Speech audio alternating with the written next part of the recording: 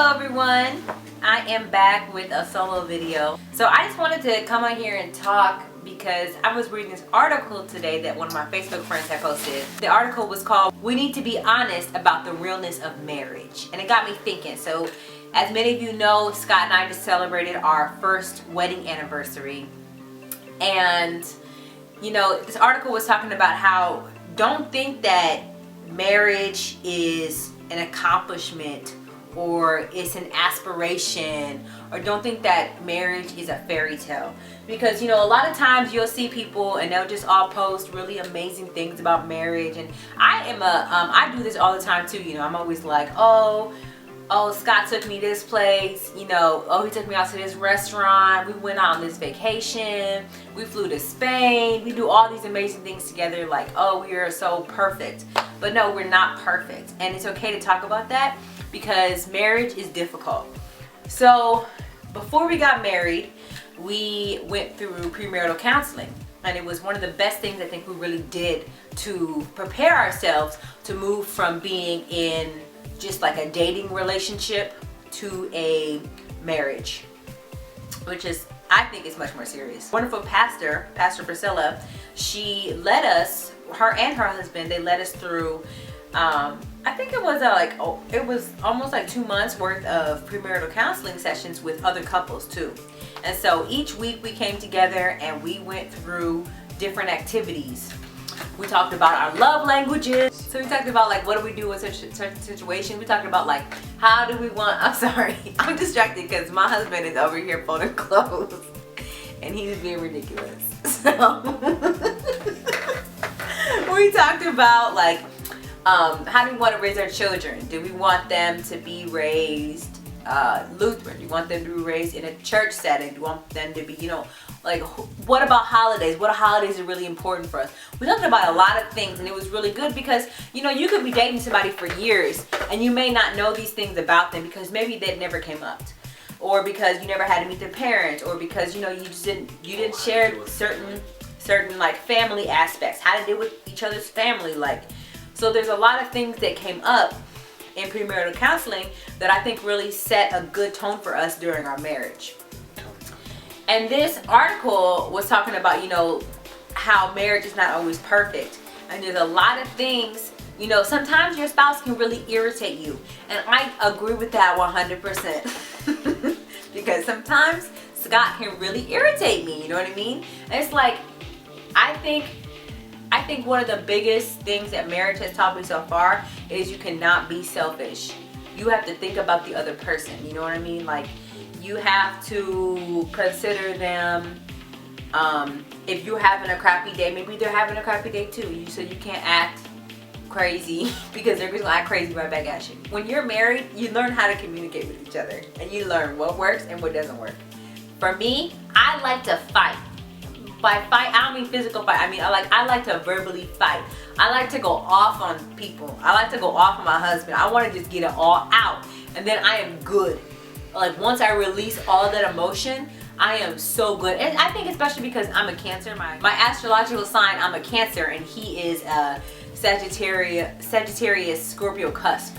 And so he sometimes can like be very passionate and be very stubborn. And I am very sensitive, like, no matter what. I don't care if I'm acting like a brat one minute, like, I know what I want, da da da da. And then if he just goes and like says something to me, I'm gonna start crying. So I'm very sensitive, and we've learned how to communicate better. But I mean, we're just married for 1 year, so we're not perfect. I think another thing is we're very different. So he likes things to be very orderly, and I like things to be very disorderly. We were talking the other day. Listen, this man, I wish you could see what he has on his head right now. He's such a mess. I was listening to Solange, and I was telling him why I love Solange's new album. You know, it's so good. And he was like, you know what? That's my baby. I love my baby. You're such an artist. You are the Solange to my Beyonce. And that's true, because this man is like a perfectionist. If he doesn't get his dance routine down the first time, he will try again. And again and again and again till he gets it right. Okay, he doesn't dance. But I mean, that will come with things that he is passionate about. He wants to make sure they are right. And I'm not saying that I don't want things to be right. I'm just saying that I don't let these certain standards of like what is right, I don't let them define my life. And I think that's what the difference between me and him is. And you know that you butt heads when you're married and you don't have the same level of what is perfect, what is right for you. You know, he would love if our room was clean every day. I'm sorry, that's not the person I am. He would like if I had a roommate like this. She wanted me to wash the dishes while I was cooking. I'm gonna cook, make a complete mess of the kitchen. I'm gonna eat all my food, and then I'm gonna consider washing dishes. Okay? And he doesn't like that. He wants you to have everything clean. You know, when you ever get those things in the mail, the coupons, you know, the coupon books. He wants to put them in the recycling bin immediately. You can't look at them. You can't hold on to nothing. You get a magazine. I don't subscribe to magazines, but sometimes you get free magazines, right? He wants to put in recycling right away. This is junk mail. He wants everything to be clean, you know what I mean? And I think he's put up with a lot of stuff. He's put up with me, you know what I mean?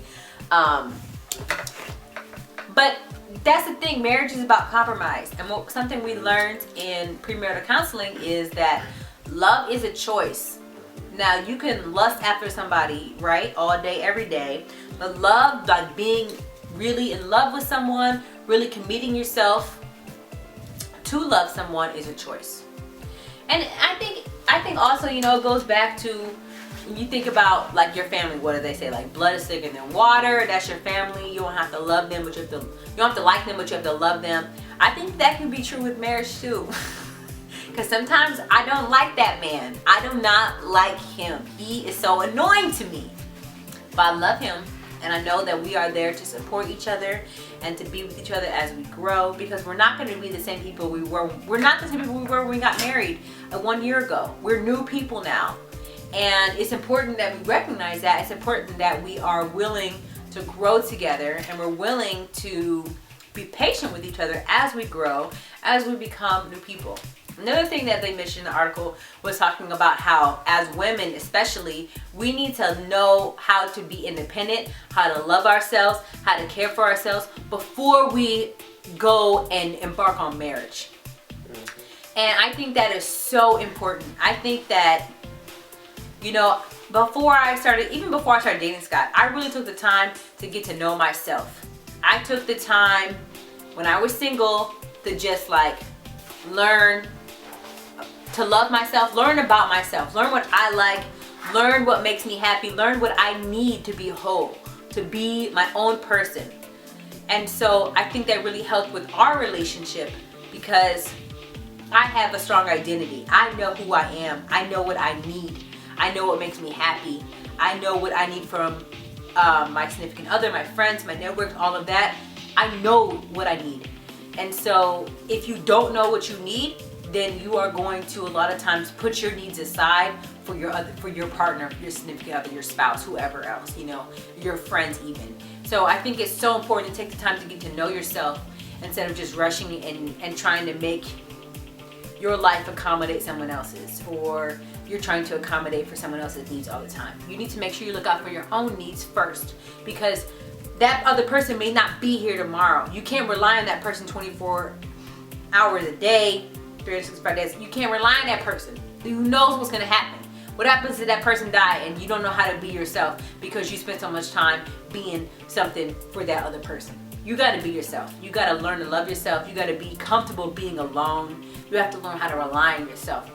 It's been hard for me because, so we live in Seattle. I'm not from Seattle, and I don't have like a lot of friends here, and so it's been hard to kind of distinguish my life from Scott's life from his own life. You know what I mean? Like, it's hard to. I'm very independent still. You know, I'm comfortable like going by myself, doing my own thing. But when you have a strong support network in a place, it makes it easier. And I didn't have a strong support network in Seattle right away. And even now, like, I don't have necessarily someone I can be like, hey, what's up? I can call 24 hours a day and be like, hey, what's up? Let's go. Now, there are some friends of mine that I do that too. And definitely, like, this summer it was great. I could call, you know, my friend Victoria and be like, hey, I know it's 11 p.m. Let's go. I'm hungry. I'm gonna pick you up.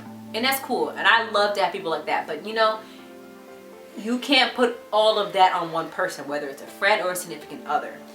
And so it's been a little difficult for me because I don't have like the biggest support network here in Seattle compared to, you know, in Columbus. That is my advice. I think it is really important for us to be real about what it's like to be married.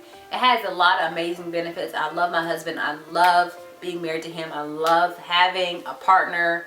You know, I watched this movie one time with Michelle Pfeiffer and Bruce Willis called The Story of Us, and they were like, being married is having someone else witness your life. And that's beautiful, right? I love all that. I love all those aspects of marriage. I'm very happy to be married.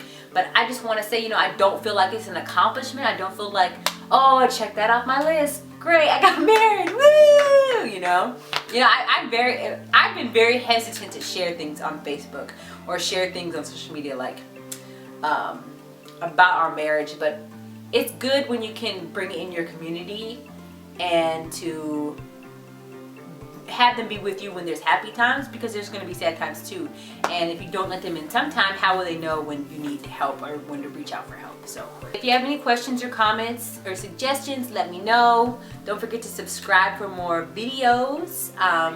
Hopefully coming up soon, Scott is going to do a why did I get married video. We do have an Instagram page. It is The Curly Hair Crew. Check us out. Bye. If you like this video, don't forget to subscribe. We'll have new videos every Tuesday at 5 p.m. Pacific Standard Time. Thanks for watching, y'all.